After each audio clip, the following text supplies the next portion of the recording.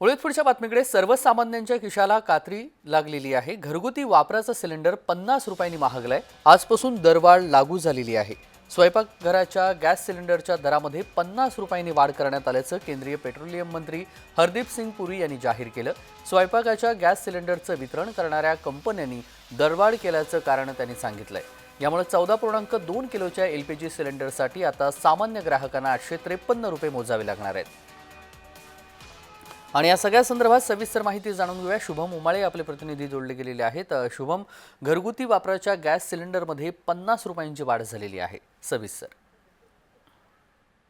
तेजस, आपण बघू शकतो नुकतंच जे आहे अर्थसंकल्पीय अधिवेशन हे राज्याचं आणि देशाचं देखील झालेलं आहे आणि त्यानंतर मात्र सर्वसामान्य नागरिकांना कुठेतरी धक्का बसणार आहे. कारण की धक्का आणि कात्री अशा दोन्ही गोष्टी ज्या आहेत सर्वसामान्य नागरिकांना आणि देशवासियांसाठी पुढे जायला लागणार आहे. कारण की 50 रुपयांनी जे आहे सिलेंडर महागलेलं आहे आणि सोबतच 2 रुपयांनी पेट्रोल आणि डिझेलमध्ये देखील जी आहे वाढ करण्यात आलेली आहे. पेट्रोल आणि डिझेलची जी वाढ आहे ही लागू करण्यात आलेली आहे आणि एक्साईज ड्युटीमुळे जे आहे एक्साईज ड्युटी मधला जो कर आहे तो वाढवला आहे सरकारने. त्यामुळे आणि सोबतच गॅस सिलेंडर जे आहेत ते 50 रुपयांनी महागलेले आहेत.